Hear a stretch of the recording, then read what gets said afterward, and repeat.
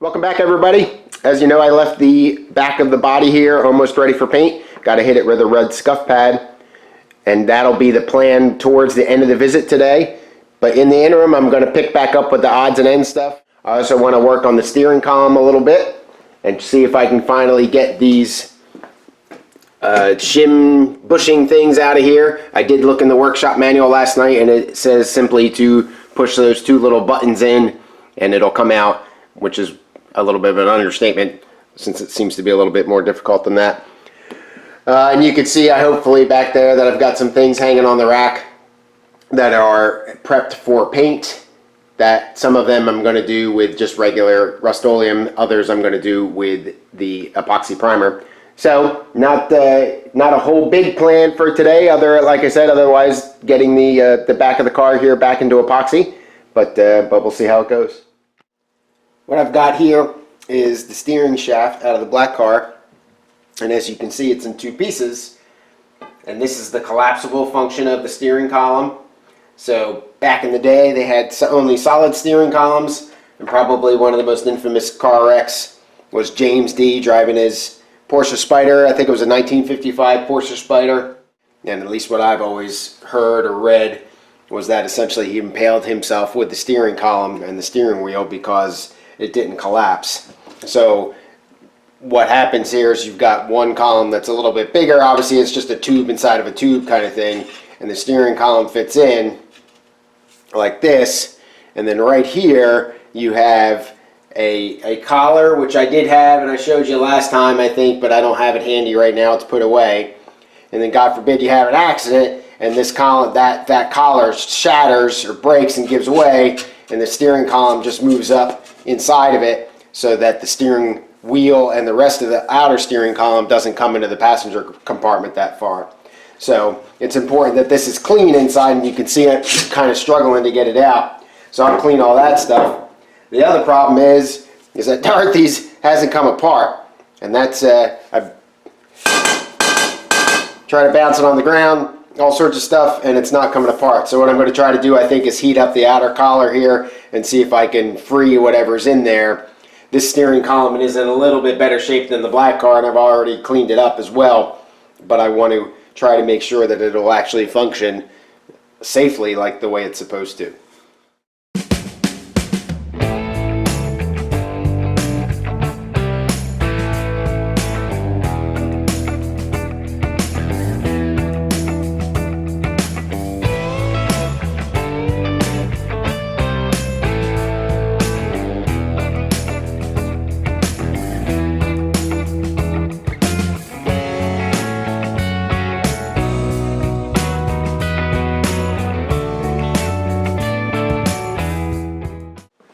Alright, well that didn't work. I gotta try to get it pretty smoking in there. It's almost like there's I don't think it's a resin or a glue or anything, but there's definitely some stuff in there. I saw some stuff boiling off. You probably didn't see it in the film because it was pretty small. But I don't know. Like I said, I'd rather use this steering column just because it's in a little bit better shape and everything, but if I have to use the black cars because I can't break this apart, I will. So I'm not able to get these bushings out of here, at least in a way that I've been able to figure out. So I'm going to destructively get them out of there. I do have replacements. Like I had mentioned, the Roadster Factory sells a kit. You get the two bushings, you get that little Kevlar or Teflon, excuse me, little washer that I pointed out before that's really brittle, an end cap, and a couple pieces of felt to mount the thing up. So I'm just going to take a drill and drill through these things, see how well this comes out. This is the one that I want to use. This is the black cars, so hopefully I don't mess this up.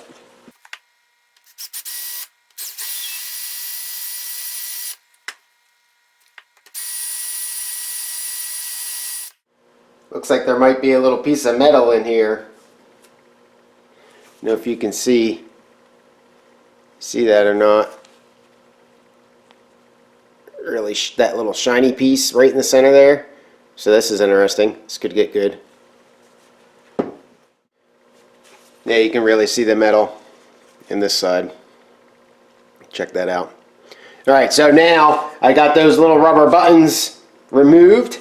So essentially what I'm going to try to do now is shove the steering column back up inside here. Obviously I use Dorothy's because I know I can bang against it and impact on this collar up here and see if I can push it out. If you can see, that knurl piece is all scored, and then right there it's actually in bad shape. This is the black cars. This is why I'd rather use Dorothy's, because it doesn't have any of those problems with the knurls or anything like that.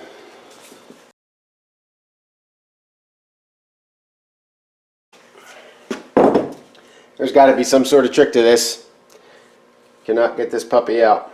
I'll pause it here and try some different stuff. Concerned that I'm going to start to mess this tube up. Alright, so I got it out finally, and essentially all I did was I just stuck the flathead screwdriver in there and tried to kind of partially bang it a little bit, and then just use the steering column to impact on the rubber bushing. So it's it'll be fun to get the other one, the new one, back in, I think. But that's I haven't figured out the little plastic pieces. I haven't figured out the trick yet, but now I've got to try to pound this one out. So we'll see if I can do that. Fortunately now though, I have a full-size tube, so to speak, down here, so I might be able to push a larger diameter tube. I don't know if I have anything in here or not. Push something up through here and impact the top one now that I can get through, and push the top one into this cavity up here. So I'm going to try that and see if I can get lucky there. So what I did this time is I just took a razor knife and cut those little dots or nibs out completely. Obviously you don't want to do this if you want to save your bushing. So now I've got a pretty good size aluminum tube here from those stilts that I had used in the paint booth a while ago. And I'm trying to bang it out with that. And this is kind of nice because it's aluminum, so it's a little bit softer. So hopefully it'll, I won't do any damage here. So we'll try to knock this guy out and see how it goes.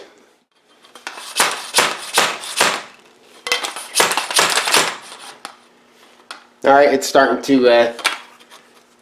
move. See if I can get it in camera for you here.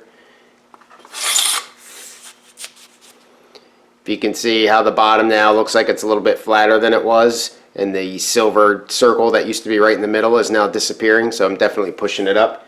So again, I'll try to push it up into this cavity.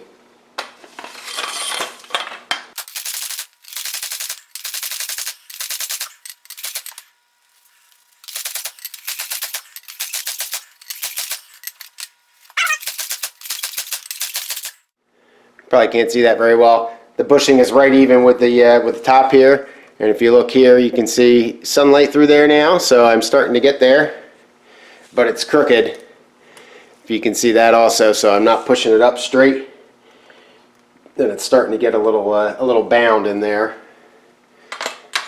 See if I can fix that somehow.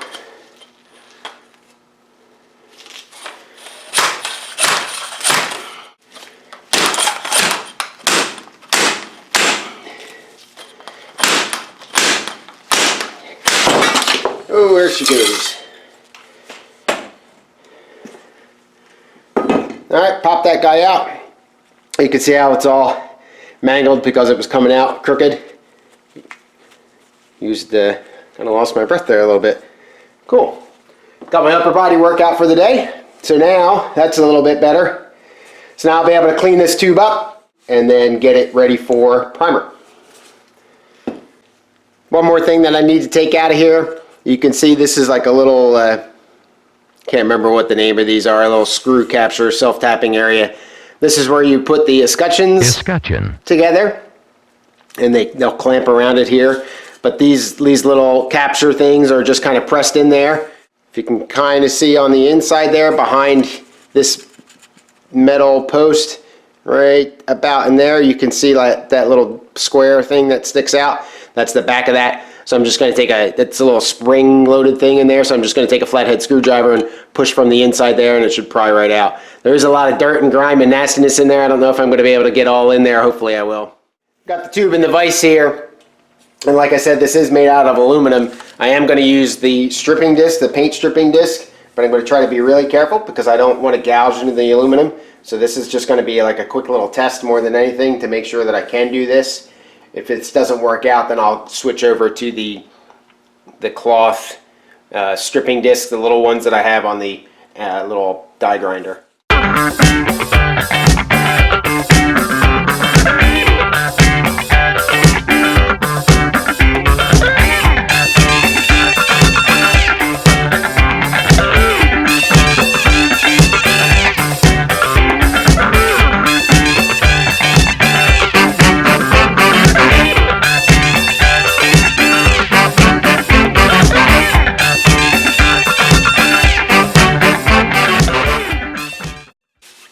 Alright, well, it's not cutting into the aluminum, but if you can see that little black speck there, that was a gouge in it. It definitely smoothed that gouge up pretty good. So if you are going to go down the path of using this stripping disc like I am, all I would say is be cautious. That you may, if you sit in one spot too long or put too much pressure on, you can definitely gouge right in and probably through this aluminum. So up here, because it's complicated and everything else, I'll either throw it in the blaster cabinet, I might do that, or I'll just use the cloth disc that I was talking about. The blasting cabinet would be nice to get in these little crevices though, so we'll see. That's only glass that I have in the blasting cabinet, crushed glass, not sand, so hopefully that would be a little bit more forgiving than little chunks of rock.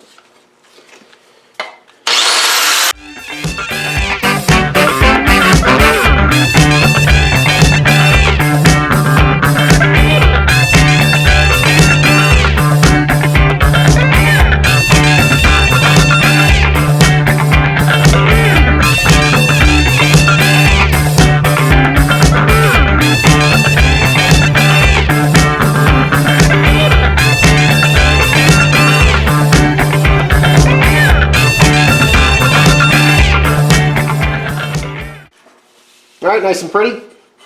I'll use that cloth stripping disc now and get the more or the easier to access ones, and I think I'll throw it in the blasting cabinet real quick to finish it off. Cleaned up really well in the blaster on the top here. Got a lot of that grime and stuff out of there. Not too concerned about the inside. The the glass was very gentle on it. The discs, however, were not so much. If you can see that shininess on the edges. This one here too. This is a coarse disc. I shouldn't use this. I stopped using this and went more to a fine disc. But you can see that that definitely picked up some aluminum on it. So, but not detrimental to the structure. Also, you can see hopefully that little line there. Zoom it in for you.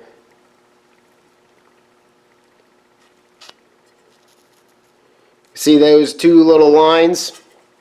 These are two pieces, and it looks like they were pressed on. And I think when I was pounding out the bushing, those lines started to separate, and you can see them now. I don't think it's just a press fit. Otherwise, it would have definitely come off when I was slamming the hell out of it, getting that bushing out of there. This here is the horn button ring.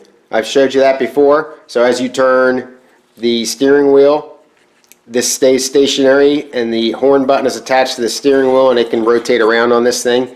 So again, it's not soldered or anything in there. It's just kind of bent over with little clips. So I'm going to pry these clips up, take that ring off, clean it all up, put it back together. It's kind of dirty and grimy.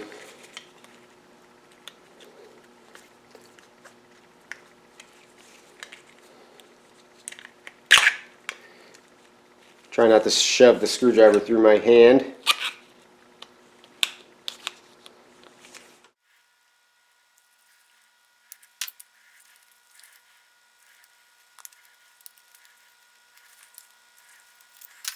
Alright, so I got that out. It's just a simple ring there, not a lot to it. This is just a simple piece of plastic or melamine. Like I said, I'll get all this cleaned up, put it right back together. Alright, got the two melamine discs cleaned up, nothing to it. Got the copper rings cleaned up. So now I'll just essentially do the reverse. You can't really screw this up because it's got a big notch here where the wire connector goes. So again, you can't really screw this up. The mold marks here, there's little circles here if you can see those. The ring goes on the opposite side of that. It probably doesn't incredibly matter, but you can see kind of the outline of the ring in the plastic just from it sitting there. So feed the purple wire through. Fits in like that. And I'll just bend the tabs down here and it'll be all set. Alright, so let me show you something here. If you can see, I don't know how well you're going to be able to see it, but when I bent the tabs back, they also lifted off the center of the ring a little bit, so they're raised. So I want to flatten that back out and then bend this all the way across. So what I've done here is tried to center this ring up as good as I can inside the plastic ring. And then I'm going to take a pair of pliers, pair of needle nose, and kind of press in between those two and bend that tab this way and then bang it down towards the melamine ring. So I'll show you what I mean here. So I'll take the needle nose, again get the, because you can move that plastic ring, you got a little bit of play in there, so I want to try to get it centered. So center up the ring, take the needle nose, which are just barely big enough. That's going to fight me. Just kind of bend a little bit and work your way around. That way it doesn't, you'll try to keep it centered up as you work around. And you also want to be careful because you don't want to snap the plastic. Alright, so I think I got that pretty good. I'll just go ahead and tap down on the tabs.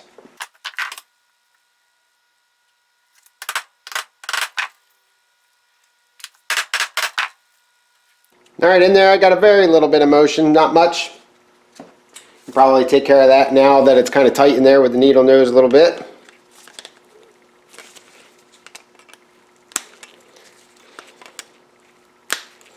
Oops. And see, that's what happens when you press too hard. Well, that's a bummer. Anyway, these are available. Thankfully, I've got another one. I won't be doing that as hard next time. So, hey, be careful. Alright, that's pretty good. I'm not going to use the needle nose on this one at all. I just banged the tabs and it seemed to work, so it'll work. That's a bummer. So we'll put this guy away and future use. About 11:30, I'm going to grab a bite to eat real quick. I'm kind of walking around like I got nothing to do in here. I got a still red scuff pad the entire external portion of the boot here area and all in the back of the car, and I also am going to paint the inside here in Raptor liner, so I think I'm going to grab some 180 grit and try to scuff all this stuff up inside the boot. And I also have the big bare metal from the second round of patching that I did there, so I got a little bit of work here to do. If worse comes to worse and I can't get to the boot, depending on the timing and when I need to get out of here, I'll skip it. But you're looking at a good, just to give you an idea, when you wait your 30 minutes for induction time and all that kind of stuff, you're looking for about a 2-hour commitment here once you want to put on a couple coats of epoxy primer. So you gotta plan ahead a little bit and make sure that you're giving yourself enough time. You can see I got a whole bunch of pieces, parts hanging up on the rack over there. All right, so like I said, I need to do the boot area with 180 grit and then followed up by a red pad. I found some 3M sandpaper. It's, instead of paper on the backing, it's like some sort of synthetic. I'm not quite sure what it is. No slip grip is what they talk about it. I think I found it at Lowe's actually. Not real cheap, but what's nice about this is it's a lot more flexible and doesn't really crack like the paper will. When you bend it, the sandpaper with the paper stuff will tend to break apart a little bit. So it's really nice for getting in the crevices and everything. I wouldn't normally use this because it is expensive, but again, in an area like this where it's hard to kind of get to spots, it's nice. Another thing you might see there up on the top is a light, specifically LED lighting. This is really nice stuff. My Harbor Freight halogen light has been slowly but surely dying, and I think it finally gave it up, unfortunately, today. So this is like a bunch of little LED lights on a strip. Not incredibly cheap. I think it was maybe $30 or $40, but really nice and really bright. Good for closed areas. Unfortunately, I don't have it set up that it's an actual usable light. It's still on the reel there, so I have to kind of make do right now.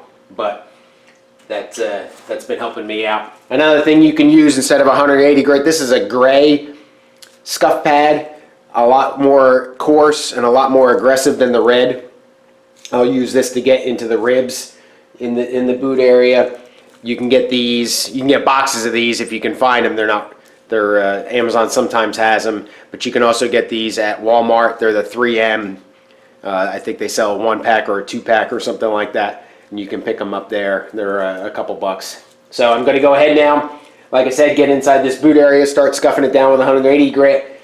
Where I got that bare metal from the repair, I'm going to go ahead and hit that with as much 60 as I can get in there so that the epoxy really gets on that. One thing I've got going on in here is I have the seam sealer down already, so I just have to be careful not to take that stuff up and really get that stuff messed up. It holds up to sandpapering pretty well, but I don't want to cause any damage when I don't have to.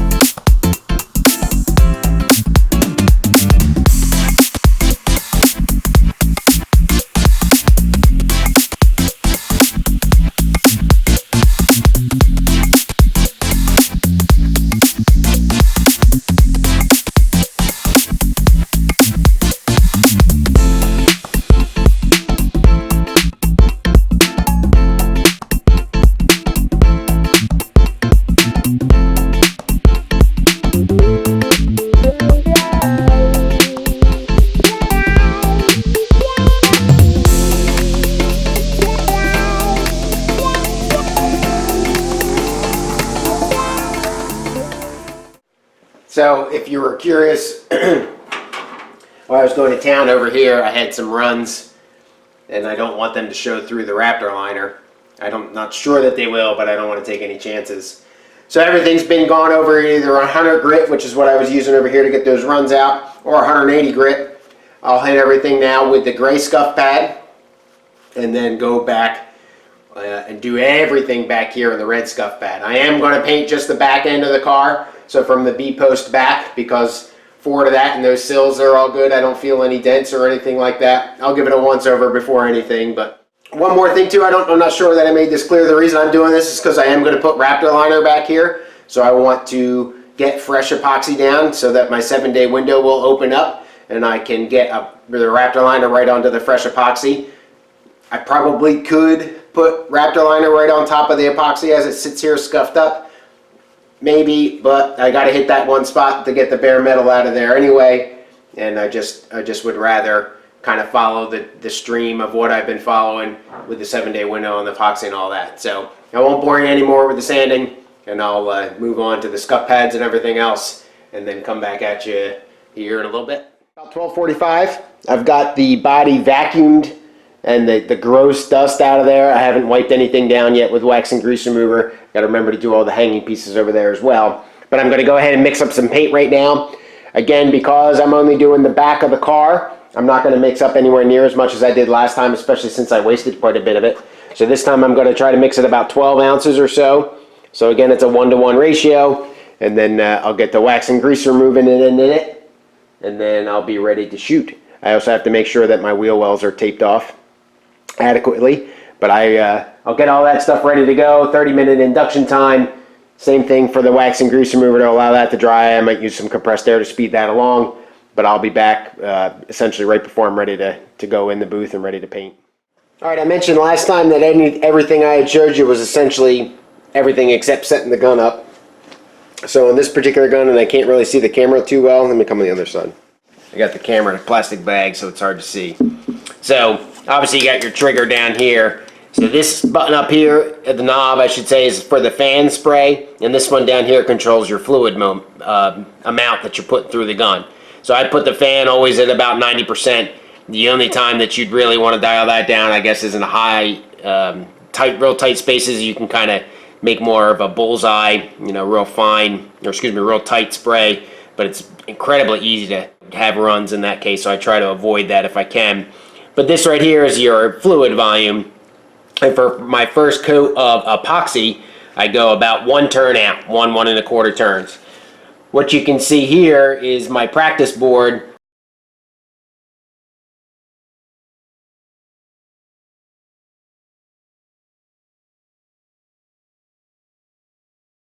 Real light spots here, and then you can see here that there's a run, and if I work my way down the board, I don't know how much you can see on screen, you can see all of it.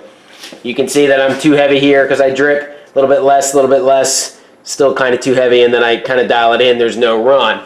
What I'm going to try to show you, and it's really hard to see, one, because I got this thing in a plastic bag, and two, because it's kind of hard to see just generally. Let me zoom in a little bit here. If you look on this paint blotch, you can almost see where it looks like a tiger skin or something like that. It's mottled looking. Same thing, this one over here. What that is, that's that cratering that I had mentioned. When you get too heavy of a layer of epoxy, you start to get that cratering. Now this one, right to the right of that, or right to the left of that, you can see it's a nice even color, no dark spots or anything. And even all the way down at the very end on the other side, where is it? There it is. Whoops.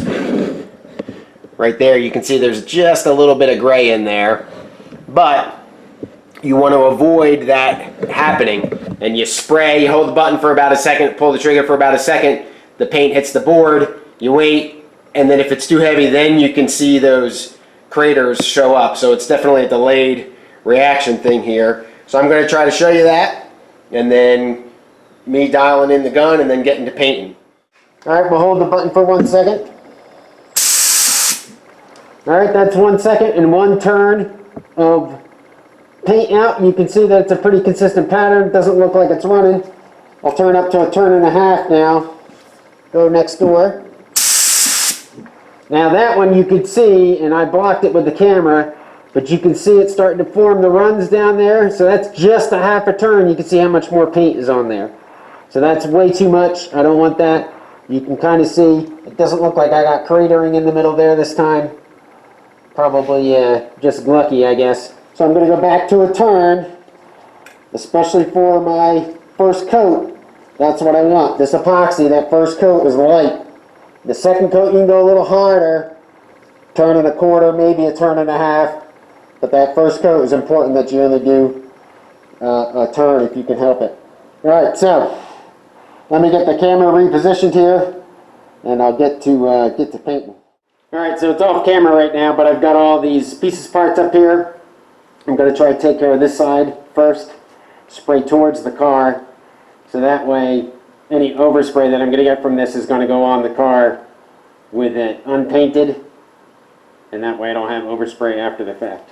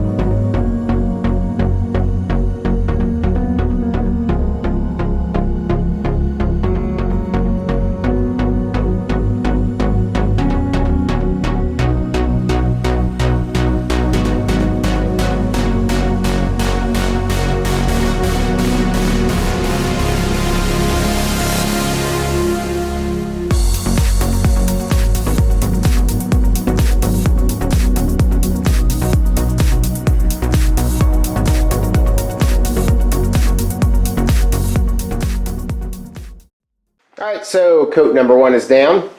These, especially these things, I don't know if these are on camera, blowing all over the place, really light like that. So I put them on hooks to make them easier to take care of. Got this stuff okay. They missed some spots on these, but that's alright. and okay on the body. The inside of the boot here was much harder than I remember. Just not being able to get to all the spots with all the stuff, the size of the gun and all that. So that's definitely something I'm going to have to revisit when I go to do the Raptor liner. I'm sure I didn't do so hot and missed some spots on that. The outside came out okay. A little light in a couple areas like that. You can really see the coming through of the stuff, and I missed a whole bunch of scratches as soon as you lay that epoxy primer down. Those scratches come out like you're putting a dark light on, you know, a crime scene or something. It's crazy, but now I know what I got to do and worry about and retouch up and everything like that. So now I'm in my holding pattern, about a 30-minute wait here, and I don't know, about 20 more minutes on that or so. I'll let this dry up a little bit and then get the second coat on there, and that'll probably be it for the day. Second coat is down, and as I found with this stuff, the second coat always goes better than the first one as far as ease of it going down. Obviously coverage, because I'm spraying a little heavier. I do a turn and a half on that vise turn, and I don't get any runs or anything. I do think I have one spot. I'll come around to it, but I got all these pieces into 2 coats. Just to point some things out there, I got these are those crash pad supports that I took apart the last time. These long poles here, those are for the rear bumpers. That little guy right there is the rear trailing arm. That's not the right word to use. It connects from the rear suspension into the body.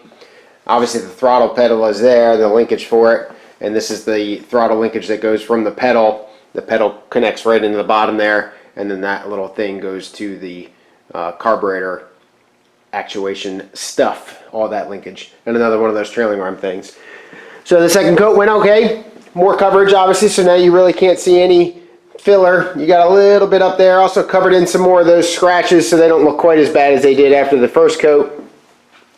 But I did get a little bit of fish eyeing. Let's see if it's still there. Yeah, you're not going to be able to see it here, but there's a little bit of fish eyeing right in that corner. My guess with that, because everything else seemed to go pretty well, my guess with that is that it was due to some I missed cleaning there or something like that, but not too bad. There's a little dent right there. I don't know if you can see that or not. Son of a bitch.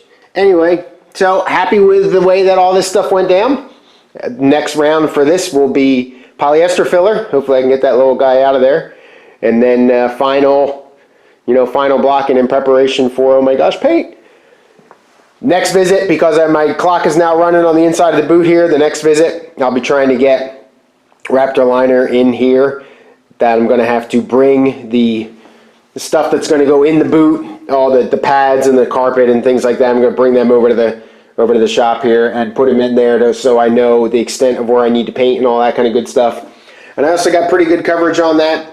My repair stuff in there, I would suspect if I could see behind it, this strip here, that would be some bare metal. I might try to fish a paintbrush back there or something. I don't intend to tape that off or anything when I do Raptor liner. That'll just, that'll come out the way that it comes out. So anyway, that's it. All right, everybody, that's all I got for today. Thanks so much for watching. Please leave a comment below. Tell me what you think. Sorry about that little head fake with the Whirlpool Cabrio dryer maintenance stuff, but I thought I'd throw that out there, see what happens with it. Otherwise, that's all I got. Have a good rest of your weekend. Cheers.